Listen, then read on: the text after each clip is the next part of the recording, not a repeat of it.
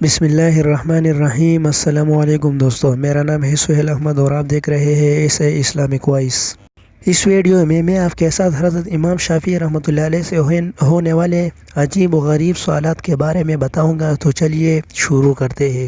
علماء عراق نے امام شافعی رحمۃ اللہ علیہ سے سوال کیا، ایک آدمی نے گھر میں بکری ذبح کی، پھر کسی کام سے باہر گیا، جب واپس آیا تو گھر والوں سے کہا تم لوگ کھا لو، میرے لیے یہ کھانا حرام ہے۔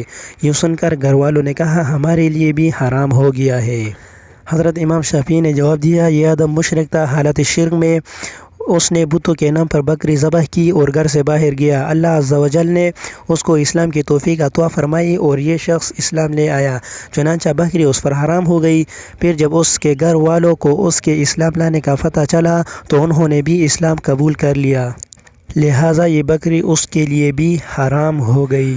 پھر انہوں نے دوسرا سوال کیا، آپ کا اس مسئلے کے بارے میں کیا فرمانا ہے کہ ایک شخص کا ایک غلام بھاگ گیا، اس نے کہا اگر میں نے کھانا کھایا تو وہ آزاد ہے یہاں تک کہ وہ مل جائے، یہ شخص اس قسم سے کیسے نکل سکتا ہے؟ امام شافعی رحمۃ اللہ علیہ نے جواب دیا، یہ اس غلام کو اپنے کسی بیٹے کو تحفہ میں دے دے اور کھانا کھا لے، پھر اپنے بیٹے سے غلام واپس لے لے۔ تو دوستو، یہ تھی امام شافعی سے ہونے والے عجیب و غریب دو سوالات۔ اس ویڈیو کا پارٹ 2 دیکھنے کے لیے ہمارے چینل کو سبسکرائب کر لیں۔ شکریہ۔